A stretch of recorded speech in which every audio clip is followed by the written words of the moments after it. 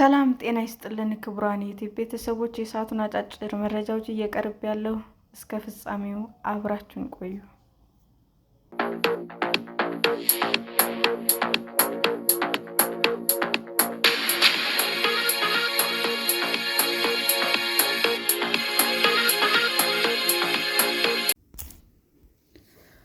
ግብጽ በኢትዮጵያ ላይ የምታሳየው ዛቻ የአፍሪካ ቀንድ የማተራመስ ቀጣይ ፖሊሲ መሆኑ ተነገረ። ኢትዮጵያ በውጭ ጉዳይ ሚኒስትር አማካኝነት ግብጽ በታላቁ ህዳሴ ግድብ ላይ የያዘችውን አቋም ተሰንዶ የተቀመጠ በይፋና ድብቅ መንገድ ኢትዮጵያን የማተራመስ አጀንዳ መሆኑን ይታወቅልኝ በማለት ለተባበሩት መንግስታት ድርጅት ተመድ የጸጥታው ምክር ቤት ደብዳቤ መላኳ ታወቀ። በውጭ ጉዳይ ሚኒስትር ጌዲዮን ጢሞቴዎስ ዶክተር የተጻፈውና ሪፖርተር የተመለከተው ደብዳቤ የግብጽ ባለስልጣናት እንደ አውሮፓውያን አቆጣጠር መስከረም 9 ቀን 2025 ታላቁ የህዳሴ ግድብ ሲመረቅ ለጸጥታ ምክር ቤት የጻፉት የክስ ደብዳቤ በተመለከተ ኢትዮጵያ ከአባይ ውሃ የመጠቀም መብቷን ከማንም ፍቃድ መጠየቅ የሚያስፈልገው ጉዳይ አይደለም ይላል።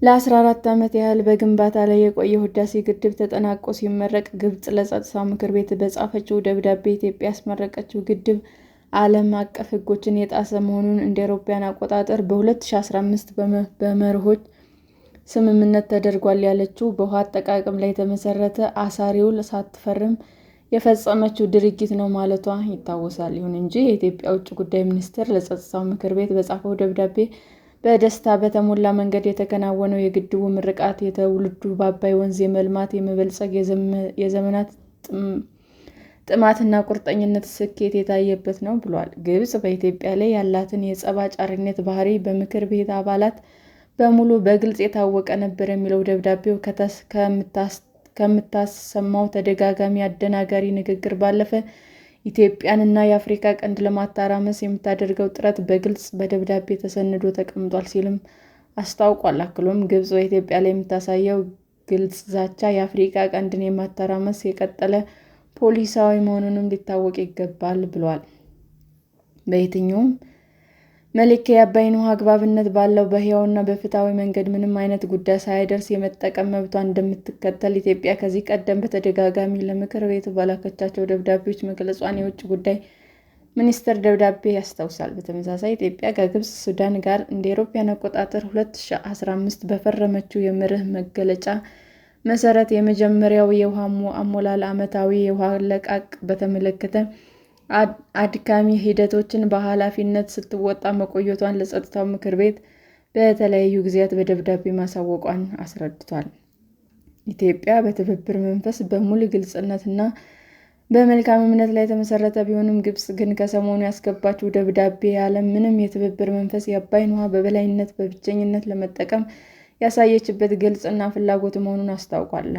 ለናይል ተፋሰስ የትብብር ማዕቀፍ 10 ዓመታት በላይ ድርድር ሲካሄድ መቆየቱን ግብጽ ግን የትብብር ማዕቀፉ ማጥቃት መጀመሯን ከናይል ተፋሰስ ኢኒሼቲቭ ራሷን ማግለሏን ያስታወሰው ደብዳቤው ታሪካዊ መብት ስትለው የነበረውን አቋሟን የውሃ ደህንነት በሚል እሳቤ ይዛ መምጣቷን በታችኛው ተፋሰስ ሀገሮች ላይ ማግኘት የምትፈልገውን የበላይነት የጠቅላይ ፍላጎት ማረጋገጫ ነው ብሎታል። ሚኒስትሩ በደብዳቤው አክሎም ግብጽ ትርጉም ያለውና ዘላቂ የሆነ ፖሊሲ አማራጮች ከመጠቀም ይልቅ በቀኝ ግዛት እሳቤ የታችኛውን ተፋሰስ ሀገሮች ጥቅምና ፍላጎት ውድቅ ያደረገ አካሄድ መርጣለች ብሏል።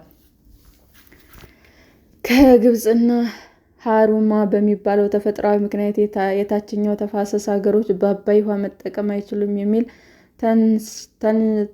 ተንሻፈፈ አስተሳሰቧ ያረጀ መሰረት አልባ ፍላጎት ውጤት የሌለው ነው ብሎታል። ግብጽ መሬት ውስጥ ያለውን ውሃ ማልማት መጠቀም አለባት የሚለው ደብዳቤው አማካኝ የውሃ አጠቃቀሟን ማቆም እንዳለባትና አዋጭ ባልሆነ መንገድ በምታልማቸው ከተሞች በህገወጥ መንገድ ውሃ እንደምታዘዋውር አስረድተዋል። በተጨማሪም የአባይ አብዛኛው ውሃ ከኢትዮጵያ የሚመነጭ ከመሆኑም በላይ ኢትዮጵያ እንደ ግብጽ ሁሉ የከርሰ ምድር ውሃ ሆኖ ተጣርቶ ጥቅም ላይ የሚውል የሐይቅ ውሃ የሌላት ሀገር መሆኗን ሊታወቅ ይገባል ብለዋል። ኢትዮጵያ ትሁን የታችኛው ተፋሰስ ሀገሮች ድንበር ተሻጋሪ ወንዞች በትብብር መጠቀም እንደሚያስፈልግ ቢያረጋግጡም ግብጽ ግን ትርጉም በሌለው አካሄዷ የጋራ ትብብር ማዕቀፉን ጥረት ከምንም ባለመቁጠር ወደ ስራ እንዳይገባ መሰናክል እንደሆነችም አስታውቋል። የግብፅ ባለስልጣናት በአባይ ውሃ ላይ በዘላቂነት በፍትሐዊነትና በምክንያታዊነት የትብብር መንፈስ የመጠቀም ጥረቶች በተደጋጋሚ የማወክ ተግባር ላይ ናቸው ብሏል። ግብፅ ለጸጥታው ምክር ቤት የጻፈችው ደብዳቤ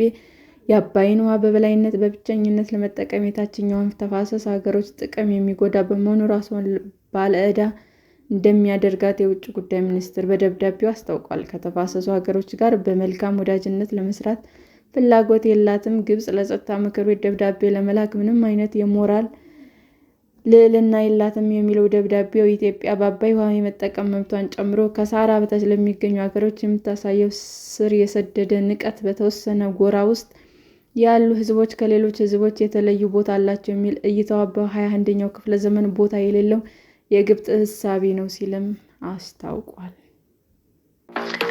ሰላም ጤና ይስጥልኝ ውድ የዩቲዩብ ቤተሰቦቼ እንዴት ናችሁ? አዲስ ጀማሪ ነኝና ሰብስክራይብ ያደረጋችሁ አበረታቱኝ። አመሰግናለሁ። የዩቲዩብ አድማጮቻችን ለሰዓቱ ያቀረብኩላችሁ አጫጭር መረጃዎች ይህንን ይመስል ነበር። በሌላ መረጃ እስክንገናኝ ሼር፣ ላይክ፣ ሰብስክራይብ እንዲሁም ቢቀርብልን የምትሉት መረጃ ካለ ኮመንት እያደረጋችሁ ቸር ቆዩን።